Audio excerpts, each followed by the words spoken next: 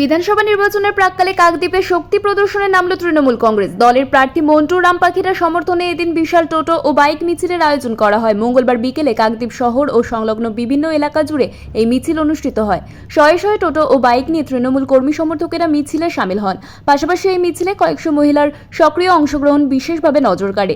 দলীয় পতাকা হাতে ও স্লোগানে মুখর হয়ে ওঠে গোটা এলাকা। মিছিলটি কাকদ্বীপের বিভিন্ন গুরুত্বপূর্ণ রাস্তা পরিক্রমা করে। রাস্তায় দাঁড়িয়ে বহু সাধারণ মানুষও মিছিলে সমর্থন জানান বলে দাবি তৃণমূল নেতৃত্বের। মিছিলের জেরে কিছু সময়ের জন্য যান চলাচলেও আংশিক প্রভাব পড়ে।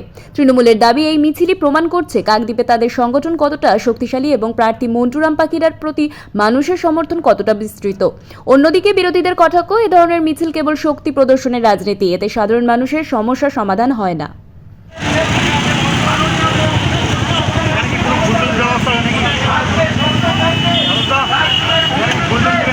পঞ্চায়েত এলাকার অলিতে গলিতে ঘুরে ঘুরে মানুষের সঙ্গে জনসংযোগ করলেন এবং টোটোতে করেই জনসংযোগ সারলেন। মানুষের সাড়া কেমন পেলেন?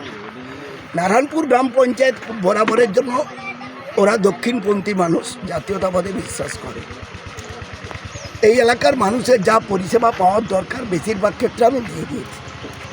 যে সামান্য কিছু বাকি আছে ওগুলো আমি দিয়ে দেবো, কোনো অসুবিধা নেই। আমি আশাবাদী যে এই নারায়ণপুর একদিন আমাকে 2001-এ জয়ের মালা পরিয়েছিল তারা, এই এলাকার ভোটাররা। কারণ তখন বামপন্থীদের সঙ্গে চূড়ান্ত লড়াই 2001-এ, এবং মধুসূদনপুর, সূর্যনগর, শ্রীনগর, বাপুজি, নেতাজি, রবীন্দ্র, রামগোপালপুর, এইসব এলাকায় ওরা লিড নিয়েছে ব্যাপক। তারপরে আমরা ভাবতে পারছিলাম না যে 2001-এ আমরা আসতে পারবো এই বিধানসভায়। তো দেখা গেল যে উল্টোটা হয়ে গেল।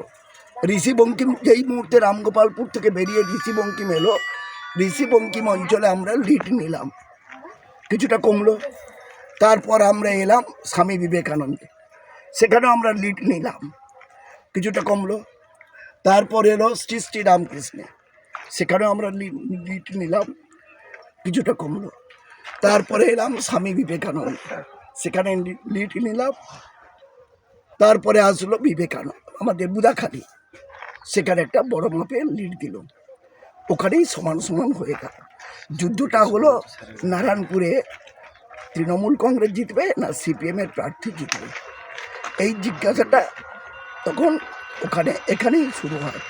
এবং শেষ হাসি তৃণমূল কংগ্রেসের শেষ হাসিয়েছিল কিন্তু এই এলাকার মানুষ। তাদেরকে আমি বরাবরের জন্য বিশ্বাস রাখি, নারায়ণপুরের মানুষদেরকে আমি বিশ্বাস রাখি যে তারা 2001-এ যাকে পবিত্র বিধানসভায় যাওয়ার সুযোগ করে দিয়েছিলেন, আর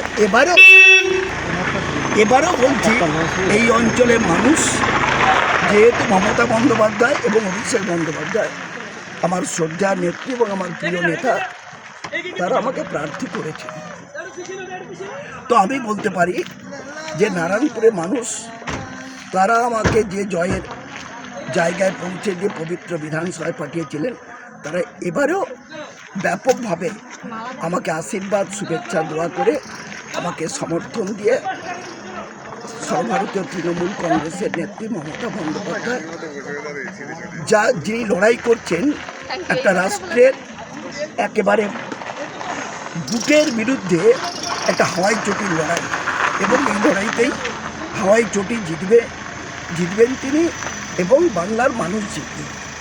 এই লড়াইতে বাংলার মানুষই জিতবে।